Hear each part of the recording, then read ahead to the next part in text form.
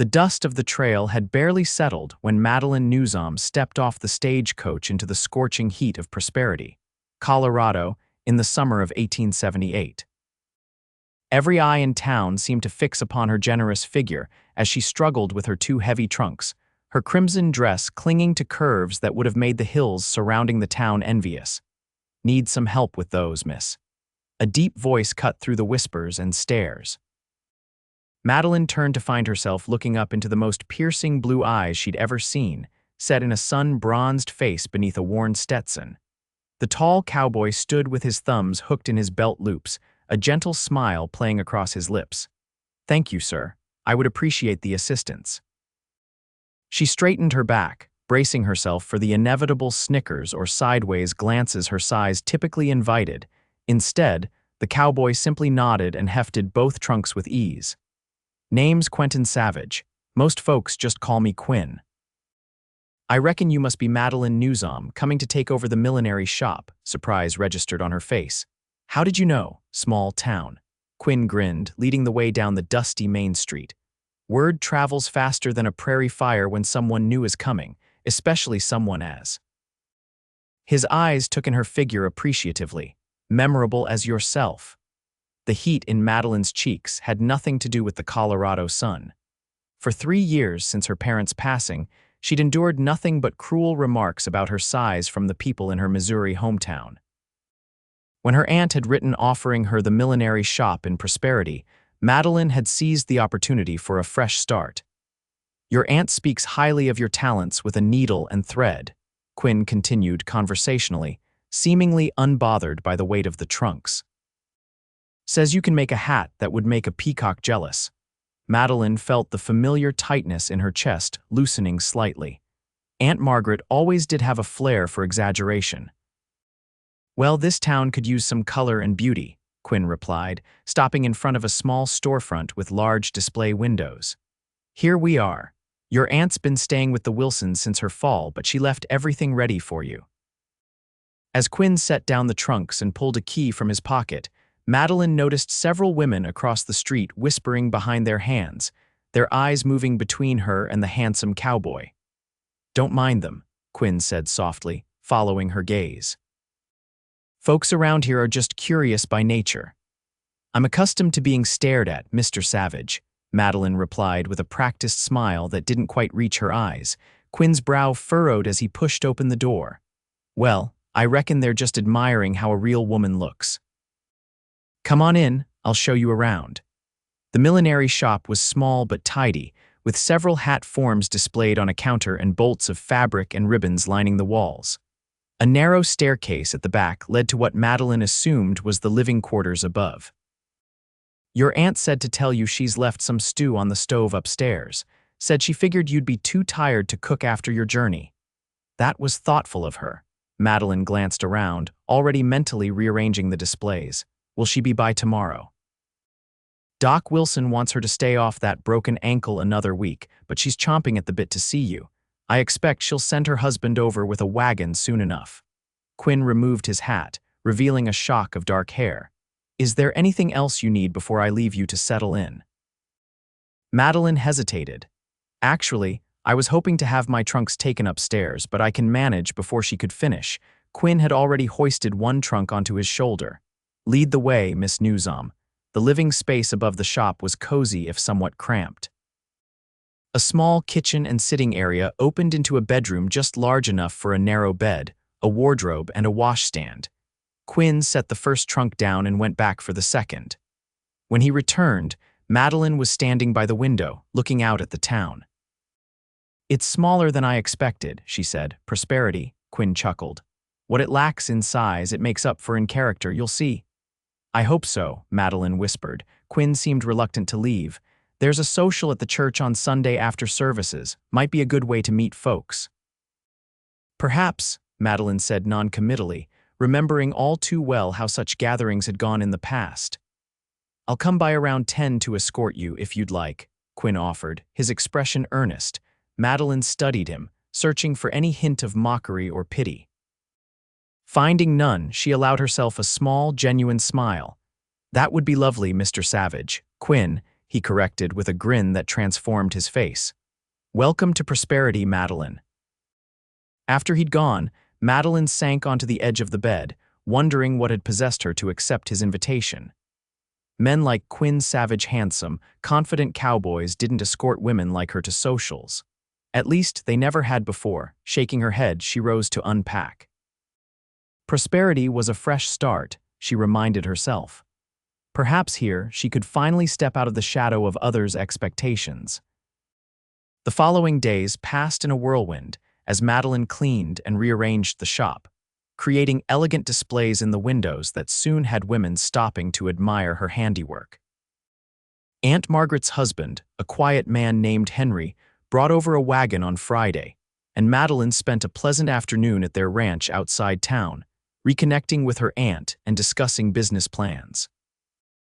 Quinn Savage has been asking about you, Margaret mentioned casually as they shared tea on the porch. Has he? Madeline tried to sound disinterested. MMHMM. Came by yesterday to see if we needed anything, but spent most of the time wondering if you were settling in all right. Margaret's eyes twinkled. He's a good man, Maddie, one of the best in these parts. He's been kind, Madeline acknowledged, but I'm not naive enough to think it means anything. Margaret reached over to pat her niece's hand. This isn't St. Louis, dear. People here value substance over appearance. He's escorting me to the social on Sunday, Madeline admitted, feeling a blush creep up her neck. Is he now? Margaret looked pleased. Well, I'd say that's a fine start. Sunday morning dawned clear and bright. Madeline dressed with extra care in a cornflower blue dress she'd made herself, with lace at the collar that emphasized her creamy skin. She just pinned her honey-colored hair into a soft chignon when there was a knock at the shop door below. Quinn stood on the step, clean-shaven and dressed in his Sunday best dark trousers, a crisp white shirt, and a bolo tie with a silver clasp. His hat was in his hands and his eyes widened appreciatively when he saw her. Miss Newsom, he breathed, you look lovelier than a Colorado sunrise. Thank you, Mr. Savage Quinn, she corrected herself. You're quite handsome yourself. They walked to the small white church at the end of Main Street, Quinn offering his arm in a gentlemanly fashion that made Madeline's heart flutter despite her best efforts to remain composed. The service was pleasant enough, but Madeline couldn't help noticing the curious glances from the congregation. When it came time for the social afterward, her nervousness returned in full force. Everyone will be staring, she whispered to Quinn as they stood at the entrance to the church hall. Let them, he replied, placing his hand reassuringly at the small of her back. They'll just be wondering how I got so lucky to have the prettiest woman in town on my arm. Madeline gave him a skeptical look, but allowed him to guide her inside. To her surprise, most people were welcoming, if curious. The women admired her dress and asked about the millinery shop, while the men tipped their hats respectfully. It was only when Quinn excused himself to get them each a glass of punch that Madeline overheard the first unkind remarks. Scandalous the way she flaunts herself, a sharp-faced woman in a drab brown dress was saying to her companion.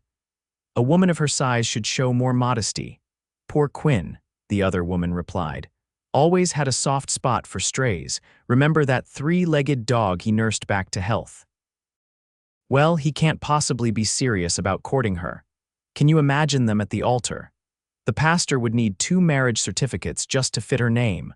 Cruel laughter followed, and Madeline felt her chest constrict.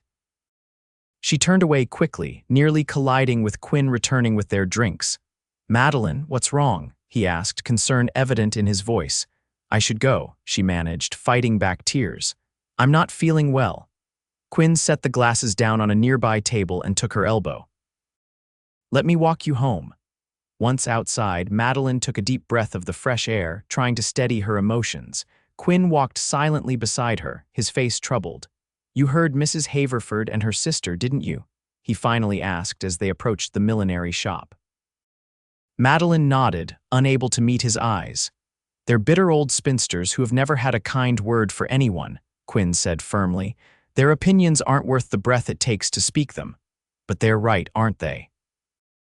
Madeline found herself saying, the words spilling out before she could stop them. I'm not the kind of woman men marry. Back in St. Louis, I was the joke of every social the fat spinster who'd never find a husband. Quinn's expression hardened. I don't much care for that kind of talk, especially when it's about someone I admire. Admire, Madeline echoed, bewildered. Yes, admire, Quinn insisted. You're clever and talented and have more grace in your little finger than most folks have in their whole bodies, and as for your figure. His eyes traveled over her, not with pity or disgust, but with unmistakable appreciation. I've never understood why men chase after women who look like fence posts when they could have someone soft and real. Madeline stared at him, trying to process his words. You're just being kind. I'm being honest, Quinn corrected. And I'd like the chance to prove it to you. Will you let me call on you properly? Take you for a ride out to see the countryside next Saturday, still uncertain but unable to resist the sincerity in his eyes. Madeline nodded. I'd like that. Over the next few weeks, Quinn became a regular fixture at the millinery shop. He'd stop by in the mornings on his way to work at the Rocking S Ranch, sometimes bringing freshly baked rolls from the town bakery. In the evenings, he'd often escort Madeline to dinner at the hotel restaurant or for walks around the small town. Gradually, Madeline began to believe that his interest might be genuine. The townsfolk's reactions were mixed. Some, like the Haverford sisters, continued their snide remarks, but others seemed to warm to the idea of Prosperity's most eligible bachelor courting the new milliner. Business at the shop was thriving. Madeline had a gift for creating hats that flattered each woman's features, and word spread quickly. Even Mrs. Haverford grudgingly came in to order a hat for her niece's upcoming wedding. You've certainly made an impression on our Quinn, the woman said as Madeline measured the circumference of a hat form. Though I can't imagine what his mother would say if she were still alive. Madeline kept her expression neutral. I believe Mr. Savage is quite capable of making his own decisions. Oh, indeed, Mrs. Haverford sniffed. But a man needs a wife who can work alongside him on a ranch, someone sturdy but appropriate, someone who won't embarrass him in town. The hat will be ready on Thursday, Madeline replied coolly. That will be $2.50. Later that evening, as she and Quinn sat on the bench outside the shop watching the sunset, Madeline found herself troubled by the encounter. Quinn, what are your plans for the future? She asked suddenly. He looked at her curiously. How do you mean? Do you intend to stay working at the Rocking S forever? Or do you have other ambitions? Quinn was quiet for a moment. I've been saving to buy my own spread. There's a nice piece of land about 10 miles north of here. The old Turner place, the owner's willing to sell, and I've almost got enough for a down payment. That's wonderful, Madeline said sincerely. You'd make a fine rancher. I'd need a good woman by my side, Quinn said carefully, watching her face. Ranching's not an easy life. Madeline looked down at her hands. Someone sturdy but appropriate, I suppose. Quinn frowned. What's that supposed to mean? Nothing, Madeline sighed. Just something Mrs. Haverford said today. That old crow, Quinn muttered. What did she say to upset you? It doesn't matter. Madeline tried to smile. Tell me more about this ranch you want to buy. But the seed of doubt had been planted, and as summer turned to autumn, Madeline found herself pulling back slightly from Quinn's attentions. She threw herself into her work, creating more elaborate designs and expanding into dressmaking when several customers requested it. Quinn noticed the change. You're avoiding me, he said bluntly one evening in late September as he helped her close the shop. I've been busy, Madeline replied, not meeting his eyes. The autumn social season is approaching and everyone wants new hats and dresses. Too busy for dinner, too busy for our Sunday walks. Quinn's voice was hurt. If I've done something to offend you, Madeline, please tell me. Madeline finally looked at him, her heart aching. You've done nothing wrong, Quinn. You've been perfect, too perfect, but I can't keep pretending this is going somewhere. Who's pretending? Quinn demanded. I care for you, Madeline, more than I've ever cared for anyone. And I care for you, she admitted. But we both know that in the end, men like you don't marry women like me. Quinn's expression hardened. What kind of man do you think I am, exactly? A handsome, respected rancher with prospects, Madeline said softly. A man who could have any woman in town. I don't want any woman in town, Quinn said fiercely. I want you. For how long? Madeline challenged, the words she'd been holding back finally spilling out.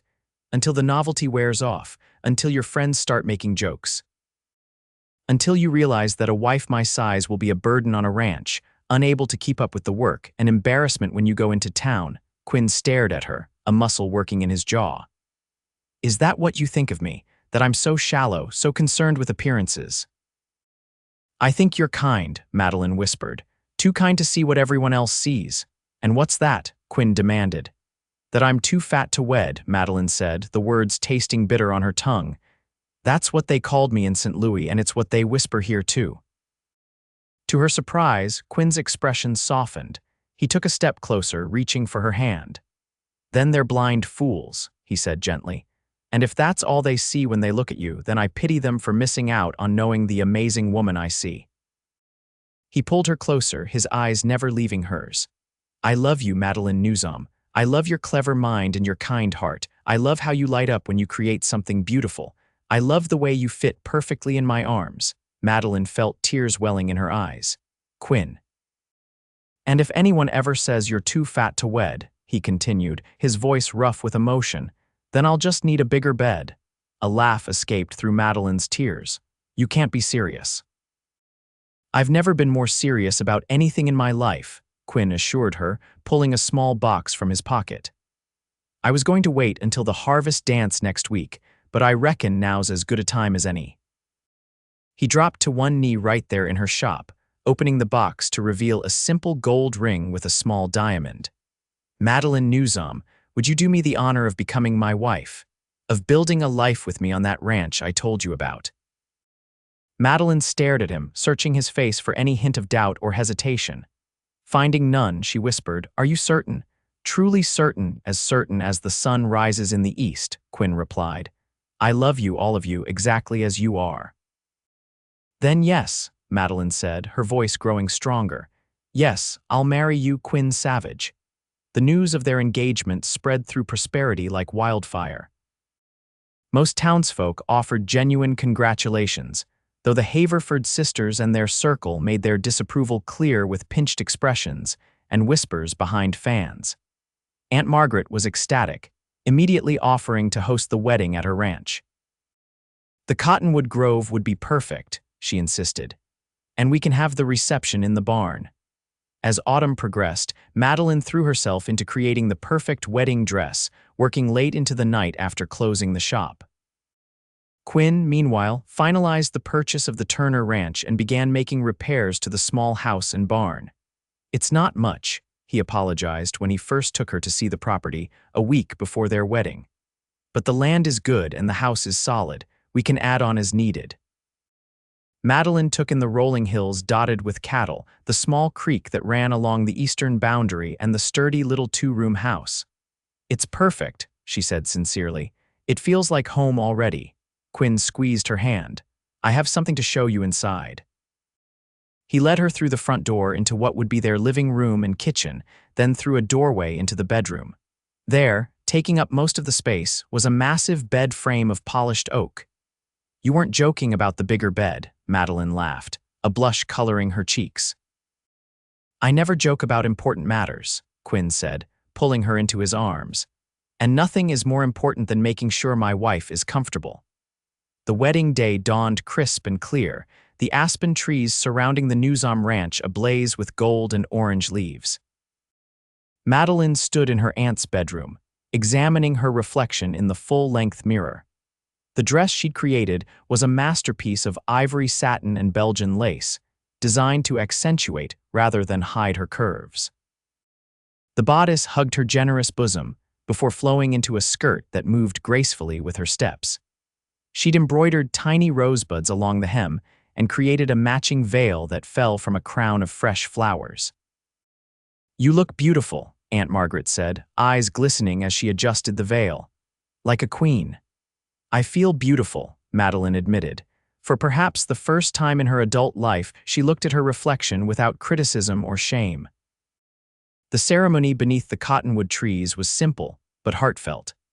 Quinn, resplendent in a new black suit, watched with undisguised adoration as Madeline walked toward him on her uncle's arm. When it came time to speak their vows, his voice rang out clear and confident across the gathering. I, Quinn Savage, take you, Madeline Newsom, to be my lawfully wedded wife. I promise to cherish you exactly as you are, to stand beside you through whatever life brings, and to build a home and family filled with love and respect." Madeline's voice trembled slightly as she repeated her own vows, her heart so full she could scarcely believe it wouldn't burst from her chest. The reception lasted well into the evening, with dancing and feasting and more genuine good wishes than Madeline had expected. Even Mrs. Haverford managed a stiff congratulations, though her sister pointedly avoided the couple. As Quinn led Madeline in a dance beneath lanterns strung from the barn rafters, he whispered, "Happy, Mrs. Savage." "Happier than I ever thought possible," Madeline replied, looking up into the face of her husband. "Thank you for really seeing me when no one else did." "I'm the lucky one," Quinn insisted, spinning her gracefully across the floor. "And I plan to spend the rest of our lives making sure you never doubt it." They left for their new home as the moon rose high, riding in a wagon festooned with ribbons and flowers. The townsfolk sent them off with cheers and well wishes, a proper send-off for Prosperity's newest married couple. Their first night in their new home was everything Madeline had dreamed of and more. Quinn carried her over the threshold, despite her half-hearted protests about her weight, setting her down only when they reached the bedroom with its enormous oak bed. "See." He grinned, gesturing to the bed proudly. "Plenty of room for both of us." Madeline laughed, the last of her insecurities melting away as Quinn gathered her in his arms. "I love you, Quinn Savage." "And I love every inch of you, Madeline Savage," he replied, before kissing her with a tenderness that left no doubt of his sincerity. The years that followed brought both joys and challenges as the young couple built their life together. The ranch prospered under Quinn's diligent management, and Madeline continued her millinery business in a small workshop Quinn built for her, making trips into town twice a week to meet with customers. Their first child, a daughter they named Rose, arrived a year after their wedding, a robust, healthy baby with her father's blue eyes and her mother's honey-colored hair. 2 years later, twins William and Joseph joined the family, followed by another daughter, Emma, 3 years after that. Through it all, their love and respect for one another only deepened. Quinn never failed to show his appreciation for Madeline's figure, and she gradually learned to see herself through his eyes as beautiful, desirable, and worthy. On their 10th anniversary, as they sat on the porch of their now expanded home watching their children play in the yard, Quinn slipped an arm around his wife's still generous waist. "Any regrets?" he asked, pressing a kiss to her temple. Madeline leaned into his embrace, thinking back to that first day in Prosperity when she'd stepped off the stagecoach, full of uncertainty and fear. "Not a single one," she said honestly. Quinn's laugh rumbled against her side. "Only that we didn't make the bed even bigger. With these 4 little rascals always crawling in with us during thunderstorms, we're running out of space." Madeline turned to face her husband, cupping his weathered cheek in her palm. "I never thought I'd find someone who would love me for exactly who I am. And I never thought I'd be lucky enough to win the heart of the most beautiful woman in Colorado," Quinn replied, his eyes still holding the same admiration they had a decade earlier. "Seems to me we both got more than we ever dreamed possible." As the sunset painted the Colorado sky in brilliant hues of orange and pink, Madeline Savage counted her blessings, a loving husband who had seen past society's narrow judgments, 4 beautiful children, and a life filled with purpose and joy. The cruel words that had once defined her existence had long since faded away, replaced by Quinn's unwavering love and the knowledge that she was, indeed, exactly as she should be.